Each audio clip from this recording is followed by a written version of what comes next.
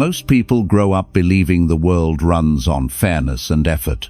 But real life doesn't move on intentions, it moves on leverage. And in today's world, leverage is financial. Not your kindness, not your talent, not your potential, your bank balance. Money changes how damage applies to you. It determines whether mistakes ruin your life or become temporary setbacks, and whether doors stay locked or quietly open when you arrive. Without it, you are exposed, judged, controlled. With it, you become someone people adjust themselves around. Pay attention to how differently people respond based on financial position. Some are brushed aside without discussion, while others are listened to, protected, and accommodated. Most people are raised to think about money in soft, harmless terms. Save a little, maybe invest a little, cut a few expenses, hope you retire someday without collapsing. That mentality would make Machiavelli smirk. He understood what most people refuse to admit. If you are not actively chasing massive wealth, if you are not deliberately stacking so much money that it becomes a wall around your life, then you are volunteering to stay under someone else's thumb. Status isn't announced, it's felt. When people sense financial strength, their behavior changes instinctively. Conversations slow down, respect increases, and resistance softens. When that strength is absent, even capable people are treated as negotiable. Financial strength alters how consequences are applied. Errors become recoverable, delays are tolerated, and judgment softens. When resources are missing, tolerance disappears, and even minor faults carry heavy penalties. The common response to this reality is denial. Character matters more. Love is what counts. Kindness wins in the end. That sounds beautiful, and maybe inside your tiny personal circle, there's some truth to it. But the larger game of life is brutal. Out here, it is money that decides who moves forward and who gets left behind, who eats well and who worries about the next bill.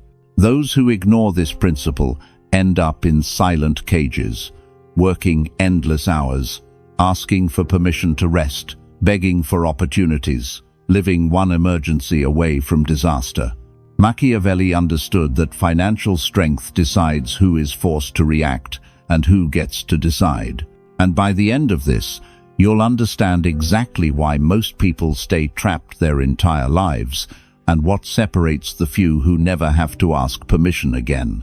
It reduces panic, expands options, and places distance between you and people who would otherwise control your choices. Without it, you are chained to the decisions, moods, and whims of others. With it, you start shaping the conditions of your own life. So what happens if you don't treat money like this? If you keep telling yourself, it's not about the money while the world runs on it? You lock yourself into a life built on survival, not dominance. Most people spend their days asking tiny, frightened questions like, how do I get by this month? How do I pay this bill?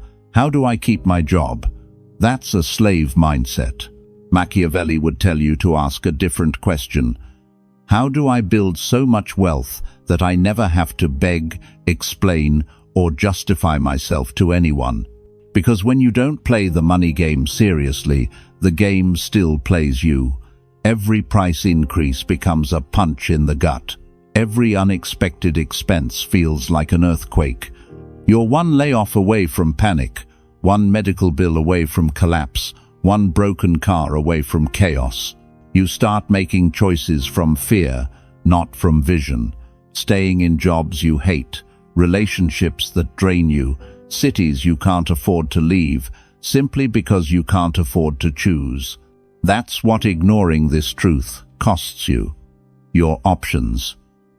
In business, the person who needs the deal the most gets exploited, ignored, or lowballed. The one who already has money sets the terms. In relationships, the one with the most options chooses the rhythm, the direction, the standards, and money multiplies options like nothing else. Even in politics and society, it's not the noble speech that shapes the future, it's the funding behind it. This is why Machiavelli would say that refusing to pursue massive money is not humble, it's suicidal. Without it, you live in constant low-level fear. Fear of the next bill, the next emergency, the next "we need to talk" from your boss. Fear shrinks your thinking, keeps you small, obedient, and quiet. But money kills fear. With enough of it, problems that terrify most people become minor annoyances you handle with a phone call. A broken car, replace it. A surprise bill, pay it. A job that disrespects you, walk away. That's the stake of this entire game. Either you control money, or money, through your lack of it, controls you. This is not about greed for shiny objects. This is about power over your own life. Machiavelli's warning is simple. If you refuse to chase massive wealth, you are choosing to live at the mercy of those who did. Now the question is, how do you actually escape this trap and move into that position of power Machiavelli would demand from you? And the first shift is brutal but simple. The poor think about income, the rich think about assets. Income is the money you trade your life for, hours, days, years, sold off piece by piece. Assets are machines that keep printing money, whether you're awake, asleep, sick, or on a beach. One keeps you on a treadmill, the other builds you a throne. There are people whose income depends entirely on constant effort, and there are people who build structures that continue producing value without daily involvement. The difference between them is not effort, but strategy. The next shift is leverage. A dollar hoarded is weak. A dollar deployed with intelligence is a soldier that brings back more soldiers. One connection wisely nurtured can open doors for a decade. One skill honed to mastery can be licensed, sold, scaled, delegated. The poor clutch their money like it's fragile glass. The rich throw their money into battle to conquer more. And here's the advanced move. Don't just chase money, chase control of the currents. Money flows through. Bankers don't sweat more than you. Landlords don't work harder than you. Owners of platforms and systems don't stay up later than you. Yet money never stops flowing to them because they control the pipes it runs through. That's where you must aim, to shift from being the person begging for a slice to being the one who owns the table. When you walk into a negotiation and you don't need the deal, you become the deal. At this point, a voice in your head might be whispering, "But isn't chasing this much money greedy? Isn't it selfish to make so much your goal?" That voice is not wisdom. It's programming, installed in you by a society that benefits from you staying small, obedient, and easy to control. Notice who tells you money doesn't matter or rich people are evil. It's almost never the people who actually hold power. They're too busy using money to shape the world. Machiavelli would tell you plainly, they demonize what they secretly worship, so you never dare to touch it. The truth is, money doesn't change your soul, it amplifies it. If you are generous, more money lets you feed more families, fund more dreams, protect more people. If you are selfish or cruel, money just gives you a bigger stage for your cruelty. Money is not moral or immoral. It's neutral energy, a magnifier. The people who want you broke frame your desire for wealth as greed so they can keep you harmless, while they build empires behind closed doors. And here's the cruel irony. If you stay poor to look humble or to keep others comfortable, they still won't respect you. They will judge you for not doing more, for not taking responsibility, even as you struggle. You cannot win playing by their script. Machiavelli's answer to the guilt is simple. Ask yourself who suffers when you refuse to become powerful. Your family, your future children, the people you could have helped but never could afford to. Power will always attract critics, and money is just another form of power. If you climb, some will hate you, complain about you, gossip about you, but their opinions don't pay your bills, they don't shield your loved ones, they don't buy your freedom.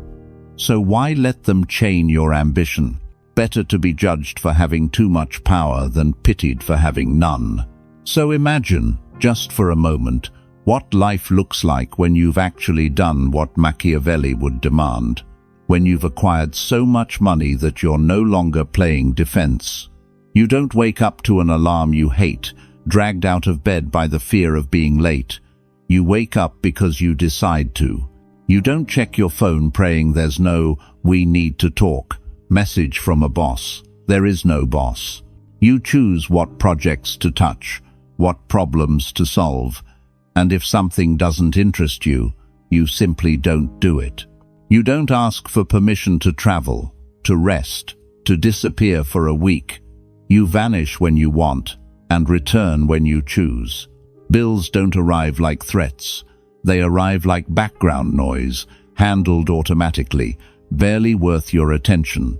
When someone disrespects you, you don't swallow it to keep the job. You walk away knowing your life doesn't depend on their approval. That's what real freedom feels like, not the fake freedom society sells you. Go out on weekends, buy a little gadget, take a carefully rationed vacation once a year. No, Machiavellian freedom is deeper. It's the power to say no without fear, the power to walk away without panic, the power to design your days instead of renting them out. The cars, the watches, the luxury, that's decoration. The real prize of so much money is invisible. It's the quiet peace in your chest when you realize no single person, job, or system can ruin you anymore. Now let's go deeper, because Machiavelli would never be satisfied with just enough money to feel safe. He would ask how you plan to weaponize it. Most people see money as a cushion, something soft to fall on when life hits them. But that's the mindset of prey. In the hands of the ruthless, money is not a cushion, it's a blade, a shield, and a throne all at once. A force you use to shape reality instead of merely surviving it. Ask yourself, why do kings hoard treasure? Why do nations guard their reserves? Why do powerful families quietly accumulate assets across generations? It's not because they're scared of grocery bills. It's because they know money doesn't just feed people, it controls them. When you hold the purse strings, you don't need to raise your voice. The world leans in to hear what you want. The first way you weaponize money is influence. With enough money, your opinions are no longer just thoughts, they're funded realities. You can back projects, launch messages, fund creators, support candidates, build platforms. You can take an idea that would have died in someone's notebook and turn it into something the whole world has to pay attention to, simply because there's enough money behind it to make it unavoidable. Your words gain weight, not because you're louder, but because they travel farther, faster, and hit harder. The second way is loyalty. People like to pretend they follow ideals, but most follow whoever feeds them. A hungry man does not care about your motivational speech. He cares about who puts food on the table. When you have money and you use it to pay people well, to reward effort, to create opportunity, you build a network of loyalty that no amount of empty charisma can match. Soldiers don't march for slogans, they march for pay, stability, and the promise of a better life. Your money can become a magnet for talent, a force that pulls capable people into your orbit and keeps them there, because they know staying loyal to you is better than taking their chances alone. The third way is silence. Machiavelli understood something most people deny. Not every fight is worth having in public. Not every enemy needs to be destroyed with noise. Some can be handled quietly, and money is often the quickest mute button. Legal battles can be ended with settlements, conflicts dissolved with buyouts, opposition neutralized with the right offer at the right time. Morality aside, gold has always achieved what swords sometimes could not. When you have money, you can end certain problems before they ever reach the light, because you can afford solutions that broke people simply don't have access to. And then there's the psychology of it all. When people know you have serious money, they move more carefully around you. They hesitate to disrespect you because they understand, even subconsciously, that you have the resources to respond in ways they can't afford. Money creates an aura of danger around the powerful. Not loud, not flashy, but a quiet understanding that crossing you has consequences. That's why many truly powerful figures don't need to shout, threaten, or flex. Their reputation, backed by their resources, does the talking for them. But here's the advanced move Machiavelli would love. Sometimes the greatest power comes from not showing how much money you have. Hidden wealth is like hidden weapons in a war. Your enemies make the fatal mistake of underestimating you. They think you are weak, exposed, or desperate, and they play recklessly. Then, at the right moment, you reveal your true strength, your ability to buy, to outlast, to absorb losses they could never handle, and their spirit breaks. Imagine two business people at a table. One is loud, dripping in obvious status, bragging about numbers and wins. The other looks simple, almost modest, sitting quietly, asking a few questions. The loud one thinks he has the upper hand because of how he looks. Then the quiet one casually mentions that he owns half the assets everyone in the room depends on. In that single moment, the power dynamic flips, not because of words, but because of invisible money finally revealed. That's the shockwave of hidden wealth. History is full of families and institutions that didn't rule with swords, but with credit, loans, and funding. They rarely wore crowns, but kings bowed to them in private because they held the lifeblood of every kingdom, money. That's the level you must start thinking on, not just earning enough to be okay, but constructing a position where your money moves people, decisions, and events. If you don't see money this way, you stay stuck in reaction mode. You wait for bills to hit, and then scramble. You wait for crises, and then panic. You wait for opportunities, and hope one lands in your lap. But when you see money as a weapon, you stop waiting and start acting. You buy positions instead of asking for chances. You fund your own ideas instead of begging for permission. You protect yourself before attacks come, instead of trying to patch the damage afterwards. And remember, money only grows when it is placed where it can increase control and influence. When you hoard your soldiers in a dusty box or a dead account because you're scared to use them, they don't conquer anything. When you deploy them strategically into investments, businesses, skills, networks, they go out and bring back more soldiers. The poor save for someday and watch inflation and bad decisions eat their little piles alive. The rich send their money into battle and watch their influence expand even while they sleep. Weaponized wealth doesn't just attack, it defends. Once you become powerful, you will attract envy, jealousy, and enemies. That's the price of rising. But money lets you build walls they can't climb. Legal protection, physical security, strategic alliances, insurance, buffers of cash and assets that let you absorb hits without flinching. Without money, even a small attack can ruin you. With it, most attacks bounce off your armor. And there's one more advantage: attraction. In a chaotic world, people instinctively move toward those who look unshakable, and nothing signals stability like visible abundance. Partners, friends, collaborators, followers. They gather around those with money not always because they love them personally, but because they trust the shelter of that power. It's cruel, but true. Money makes you magnetic. The masters go even further. They use money not just to secure today, but to control tomorrow.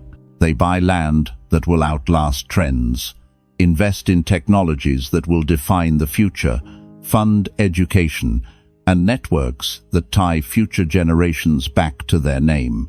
This is how dynasties are built, by people who saw money not as something to spend in their lifetime, but as a tool to make their influence stretch beyond their death. That is a kind of immortality, your name on buildings, your family living off assets you accumulated, your decisions echoing long after you're gone. Machiavelli's lesson is simple. If you see money only as survival, you will survive and nothing more.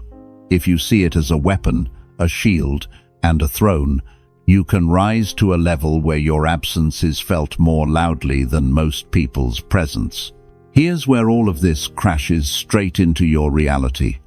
You may not be a king, a banker, or the head of some ancient dynasty, but Machiavelli's rule still applies to you every single day. You must acquire so much money at all costs, or live under those who did. No one is coming to rescue you with fairness. No corporation is rewriting its policies to give you true freedom. No government is designing laws with your personal power in mind. Every system you move through, school, work, politics, even social media, is tilted toward whoever holds the most money.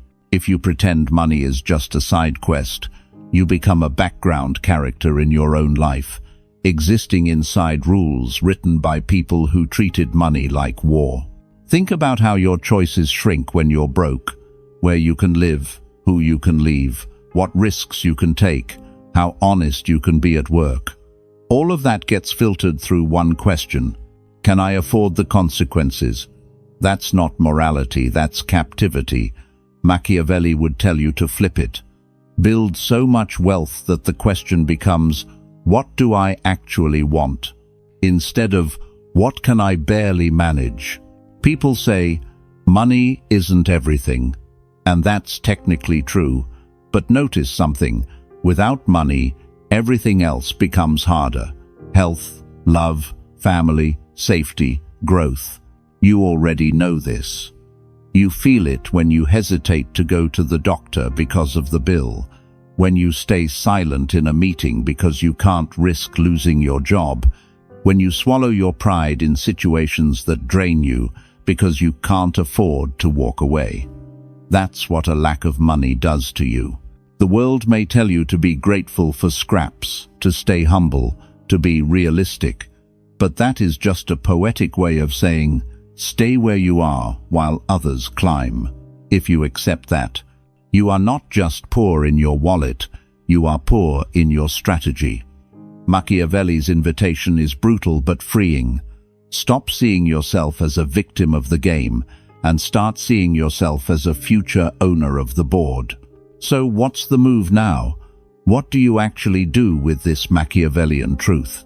You stop chasing survival and start building an empire, and that begins with how you value your time.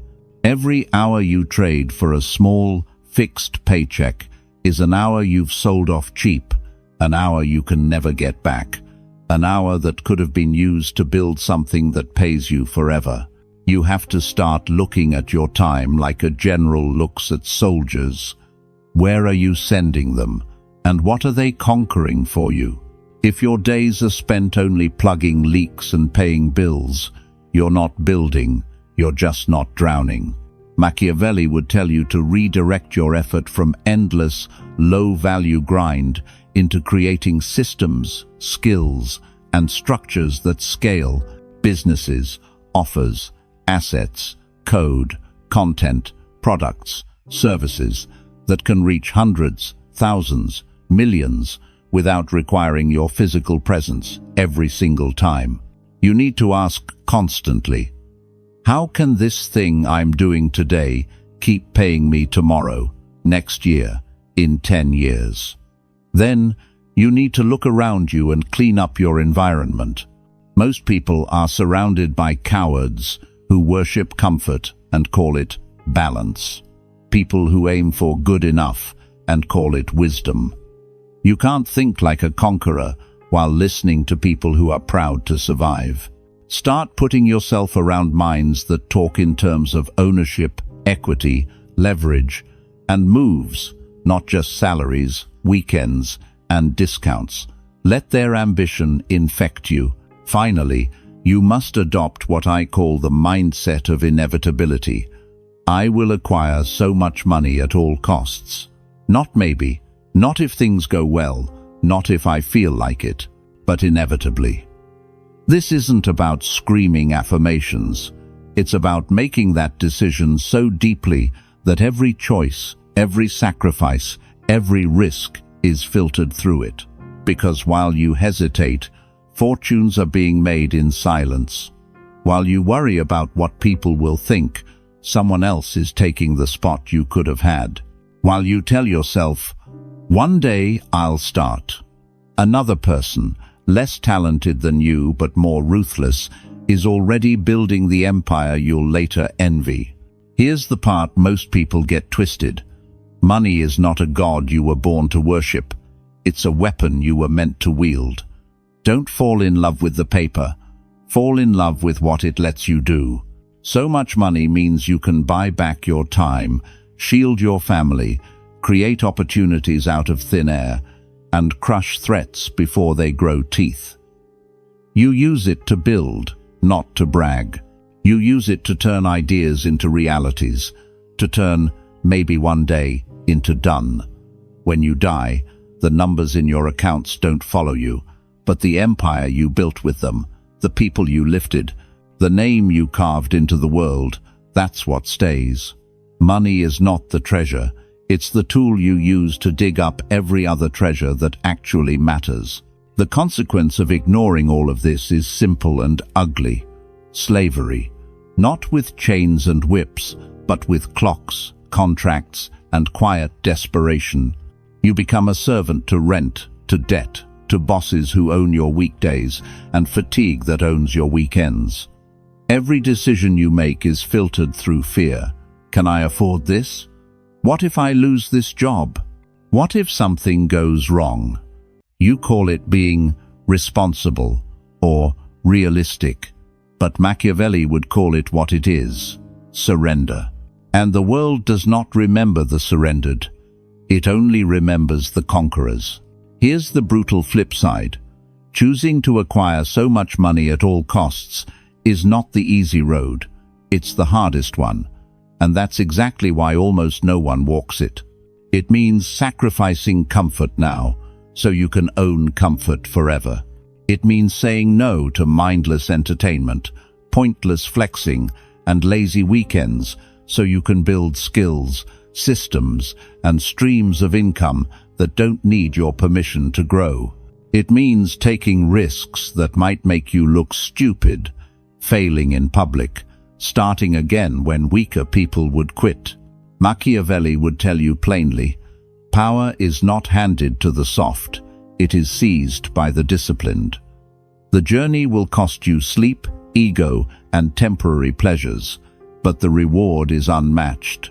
When you finally stand behind walls built from your own wealth, a fortress no crisis can topple, you'll feel the world bend differently around you.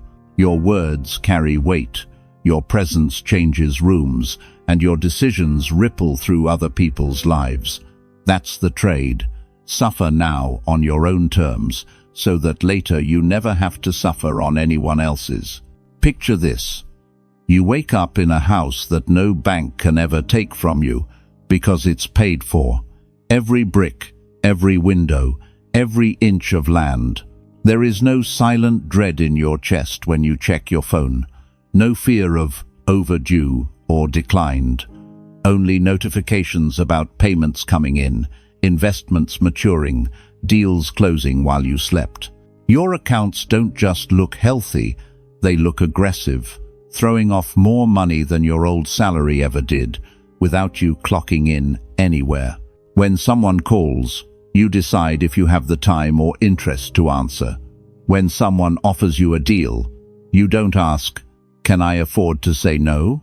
You ask, "Does this deserve a yes?" Your kids, or your future kids, don't grow up watching you panic over bills or shrink for bosses. You become their example of what power looks like. Calm, controlled, unbothered. Vacations aren't rare escapes from a life you hate. They're normal breaks from a life you own. Emergencies become inconveniences, not disasters, because you built a financial fortress thick enough that most problems bounce off before they reach you. That reality is not reserved for some chosen elite. It's reserved for the small, ruthless minority who decide, like a Machiavellian strategist, to acquire so much money that the world has no choice but to treat them differently. So, let this burn itself into your mind. Money is not about greed, it's about power. Power to say no, power to walk away, power to protect what's yours, and live on your own terms. Without it, you will always be explaining yourself, justifying yourself, obeying people you don't respect in systems that don't care if you break. With it, the world tilts differently. Doors open before you knock, people ask instead of command, and problems that crush others become details in your day. Machiavelli would tell you, this isn't a game you can play halfway. You either decide to acquire so much money that no one can ever put a leash on you again, or you accept a life spent bowing to those who did. Don't be the one who looks back at the end and realizes you played small, that you traded your potential for comfort and your freedom for fear. Be the one who was feared, respected, and untouchable because you had the courage to do what others wouldn't. Guard your wealth like a fortress, multiply it like an army, and treat money like the only language power truly understands. In the end, respect isn't given, freedom isn't granted, and power isn't gifted. They are bought with the only currency this world actually bows to. Money isn't something to admire, it's something to control, expand, and use without hesitation.